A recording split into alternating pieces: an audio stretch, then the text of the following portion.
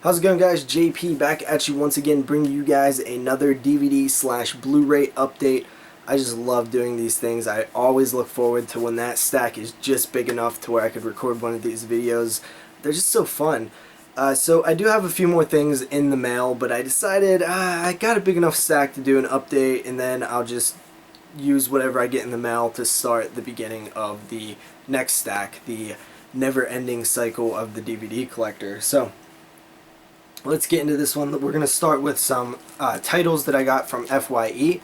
I don't really go to FYE a lot, but when I do, I try to at least walk out with something. So first up, we have The Little Girl Who Lives Down the Lane. This is an MGM release, and I try to avoid MGM releases because MGM sub-licenses most of their films out to other companies like Scream Factory and Kino. And I always just feel like the moment I grab one of these, if it doesn't have a Blu-ray release, somebody's going to sub-license it, and it's going to get a Blu-ray release. But, you know, I bite from time to time. You know, if it's under $5, which this was, I had a discount, and there was like buy, you know, two get one used or free or whatever. There was some kind of discount going on. So I, you know, grabbed all these titles for cheaper than the actual sticker prices. This one, don't know much about it, but it looks like it could be some fun, some kind of killer kid or something like that. We'll have to check this one out in the future. After that, we have Ichi the Killer. I've actually never seen this film. This is a Takashi Miike film, and I've actually never seen a Takashi Miike film besides his Masters of Horror episode, which I really liked. Now, I've had the opportunity to see Audition, but I've just kind of always held off on it because I kind of want to do a Takashi Miike special on the 22 Shots podcast or Mini Shots or on my channel, and I just kind of focus on some of the films he did, like 3 Extremes and Audition, and of course Ichi the Killer. So that could be in the future, something in the pipeline, in the works that maybe we'll get around to. So I'm kind of just holding off on his films until we have a great opportunity to kind of showcase them and talk about them, because that's what I like doing. I like to watch these films and then talk about them, and I like doing directors specials and things like that. So Ichi the Killer, I grabbed it super cheap. It was listed at $3, but I even got it cheaper than that. So, and that one's actually brand new, which is really cool to find that. After that, we have another MGM here, and it is Audrey Rose. Now, I found this one to be very funny because as I was looking down the rows of titles at the FYE, I seen that Audrey Rose and The Little Girl Who Lives Down the Lane looked very similar. You know, they both have a kid on the cover, and they both are an MGM title. And I just figured, like, you know, I wanted to grab something so I didn't waste my many of minutes looking through the racks. I mean, I was probably in there for a half hour, to be honest. So I did grab this as well. Not a big fan of Killer Kid films, but, you know, there are some surprising ones. I love The Bad Seed. Orphan is another one. I'm not even 100% sure if this is a Killer Kid film, but it kind of looks like one. So Audrey Rose. After that, we have The Church, and I actually grabbed this from a site that I've kind of been messing around with lately. They sell used DVDs and stuff. It's called bullmoose.com. Shout out to Derek for turning me on to that site. Really cool stuff. I've wanted this film for a long time. It's been on my wish list for literally years, and it's always been relatively cheap. I just never bit on it. Finally found it for under $5, and I was like, yep, grabbing it. I've kind of always wanted to get more into the Italian horror scene, so I'm kind of trying to do that a little bit more this year, but I might hold off on this film for maybe a special Italian themed podcast episode in the near future. Michael Savay, I believe, not sure how to say his name. I'm not very good with pronunciations of names, especially foreign names, but he did Stage Fright and Cemetery Man, so I think it would be cool to do a nice trilogy with The Church as well, and kind of do a director's spotlight on him as part of an Italian episode, which would be cool. If not, I could always do it on my channel, much like the Takashi Miike idea. Just really like to focus on these directors and really kind of learn more about the filmmakers, and I just love talking about films after I watch them, so kind of going to hold on to this one for a little bit longer. After that, we have Creep, and I don't know much about this one. It was, I believe, under $3 I paid for it. I think that I have heard good things about this one, So you know, it looks like some subway horror, subterranean stuff. I like that style, especially if they can utilize the setting to the best of their advantage. You can get a really powerful, you know, set piece when you're underground. So Creep is one that I'm looking forward to checking out. I mean, the DVD is a little tattered up, but it's just little scrapes and scratches here and there, scuffs. But you know, it was really cheap, so I'm not going to complain too much. After that, we have a film that I actually forgot about. I was supposed to watch this a while back and totally forgot about it. It's Meet Me There. Don't know much about it. It has a few awards here. The official selection, you know, stamps. And this one I've heard kind of bad things about, but I've heard, I believe, one or two people say it was good as well. So I don't know. It has Gold Dust in it, which is Dustin Runnels. The WWE wrestler. I just noticed that. It's kind of funny. But yeah, I'll check it out sooner or later. I really got to start watching some of these films. I've been slacking lately, and I definitely need to stop that. So All American Bully here. This was from Wild Eye Releasings. Shout out to Wild Eye for hooking me up with this. It was pretty solid. I plan on doing a review of it, so I'm not going to talk about it too much. It was not the best film in the world, but it was definitely something that was entertaining, and I was, you know, into the idea of it. I love the idea of bullies and, you know, tackling that topic. But I'll save my thoughts on it for later. So All American Bully, it actually has Adrienne King in a role in that film as well, which is pretty rare for her. After that, we have Camp Massacre, which is actually the other title that I totally forgot I had. And it is, you know, I'm not really sure what it's about. It has Brie Olson in it, Al Snow. It looks a little ridiculous, but hell, I mean, it could be fun as hell. Who knows? I'm gonna check this one out pretty soon as well, because I kind of want to do a review on this one. So we'll check that one out later. After that, we have some Exploitation releases here, and my God, I'm just blown away with these releases, and I'm really honored to be able to have all of these. So I need to start watching some of these because you know that they are films that I really want to watch. Like the ones that I have covered, the Horsehead and the Samurai and House with 100 Eyes, I really enjoyed. So their first run, their first season, if you will, I want to get to checking some of these out as well. This is the first release. It is called Gandu from India. This was the very first Exploitation release. Don't know much about it, but we're going to check it out sooner or later. Then we have their second release, which was from Finland, Sweden, and Ireland. It was a co-production, and it is Lapland Odyssey. Not sure about this one at all. I mean, some of these early Exploitations, like, they were not even on my radar. Like, some of these titles were, but most of them were not on my radar. So a lot of these titles are the first time me ever seeing the covers and stuff. So Lapland Odyssey from Finland, Sweden, and Ireland. Then we have their third release, which is from Japan, and it's called Hard Ramen Ticker. Man, Japanese films are not my specialty. I don't love a lot of Japanese films. I feel like there's a real disconnect with me. I seem to dig the South Korean films a little bit more than Japanese films, but that's not saying that I have not enjoyed Japanese films, because I have enjoyed a lot of them. But I often find that certain Japanese films I kind of have a disconnect with. So that's Hard Ramen Ticker. I'll definitely check that one out. After that, we have one from Russia. This was their fourth release, and that is Blue Collector. I don't know how many Russian films I've actually seen, if any, that I could think of off the top of my head. So this one kind of interests me. I'll probably watch them all in order and possibly even do a review or some kind of special on them. So yeah, I'll definitely come back with my thoughts on this one. My probably first Russian film. After that, we have a film from the Netherlands / Spain, and it's Hamel. Not really sure how to say that. Don't know anything about this one as well. Sex isn't everything, it's the only thing. This might be some kind of sexploitation film. I haven't even read the descriptions on these films, so these are really my first, you know, general you know, opinions of what I'm seeing here, so I don't really know anything about this one as well.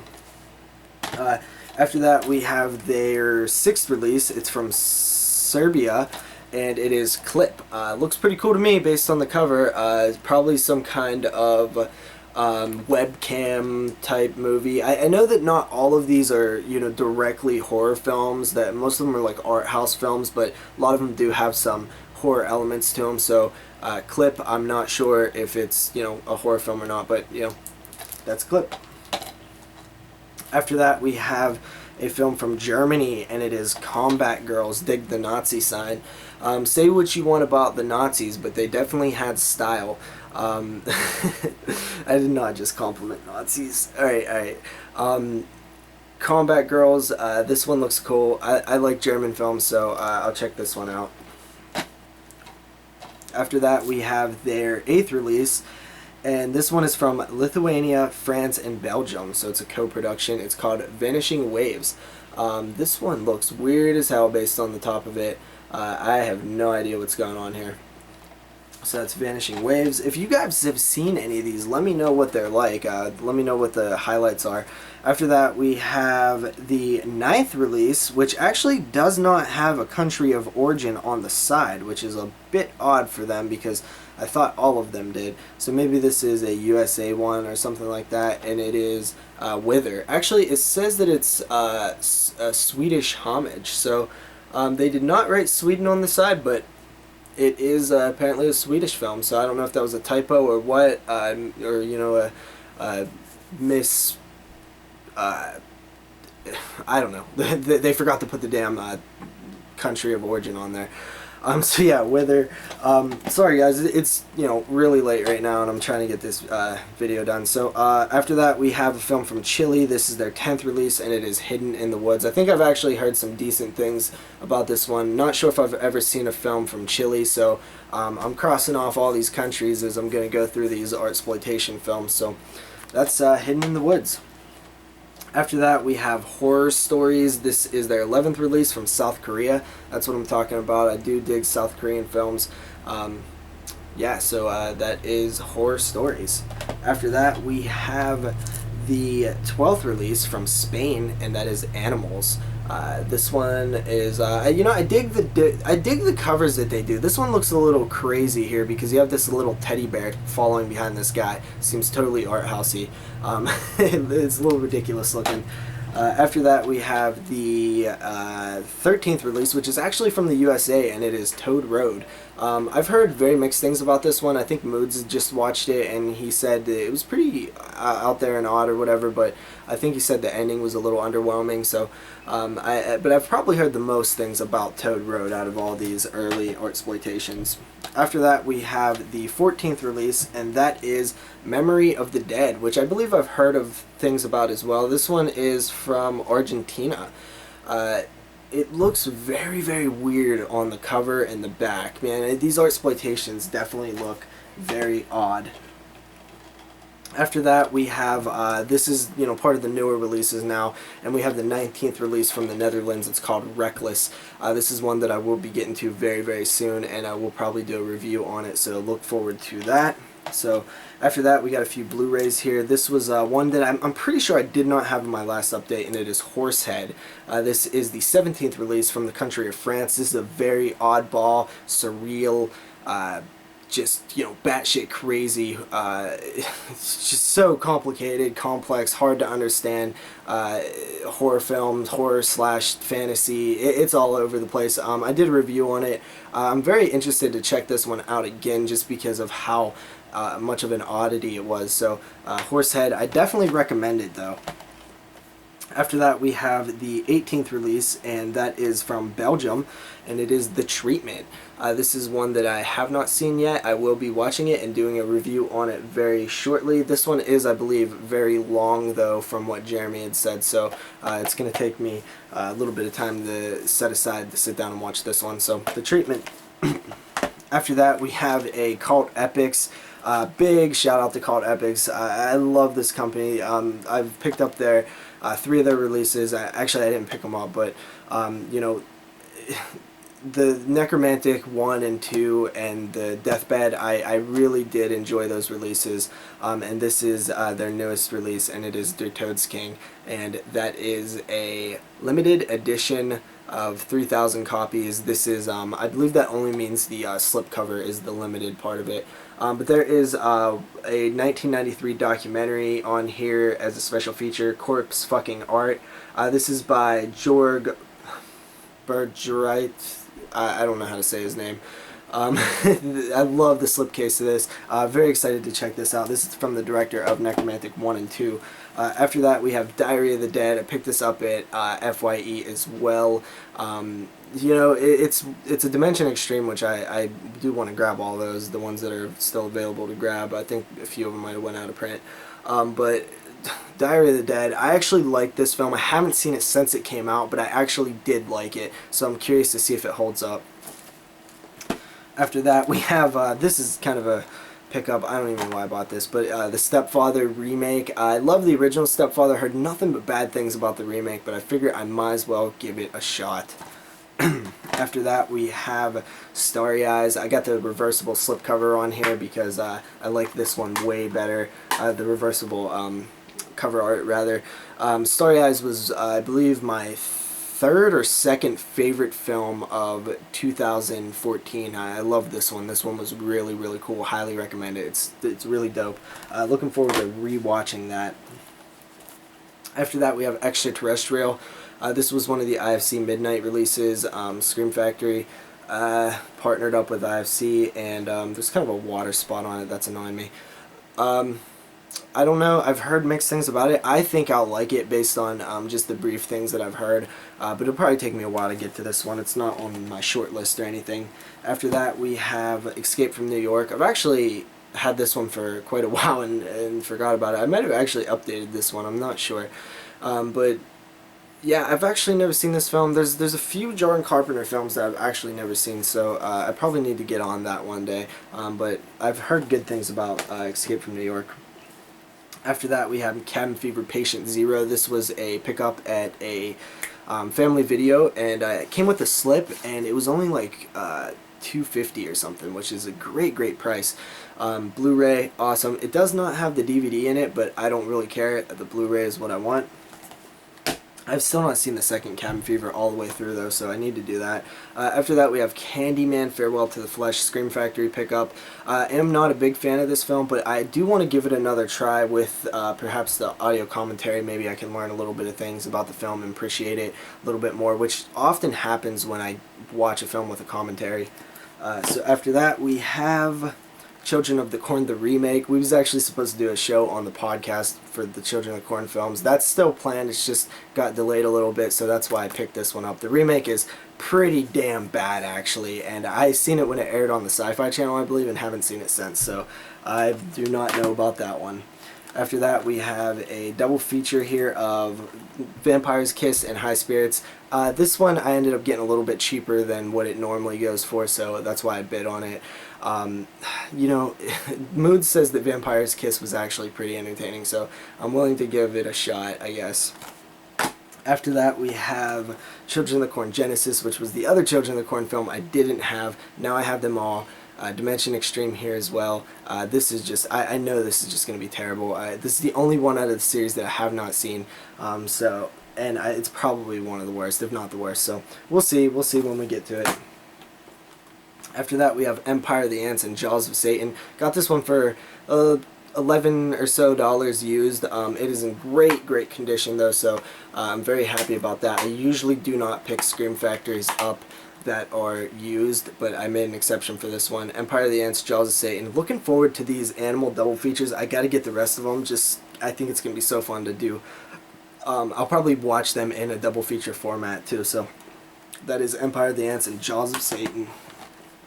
After that, we have Deadly Eyes, which was one of the Scream Factories I passed on for so long because it seemed like when it came out it was $21, which is a lot for a non-collector's edition, and I never bid on it because it never went down. It always just stayed there at the at the $21 price, and I just couldn't take that. So Deadly Eyes, I finally got it for around $12, which I'm very excited about. And finally, for this update, huge shout out to Arrow Video for hooking me up with Society, the awesome super edition. I'm probably gonna crack this baby open tonight. I can't wait to see it. I'm so pumped. This is probably one of the coolest things that I've ever got, just because I normally don't buy things that are like $35, but you can get this for around $25 now. So I think that that's worth it, because it did just go out of print. They're no longer making copies of it. It was very limited, so pick it up while you still can. See you guys next time with another update. Peace out, guys. It's late. I'm gonna watch some movies.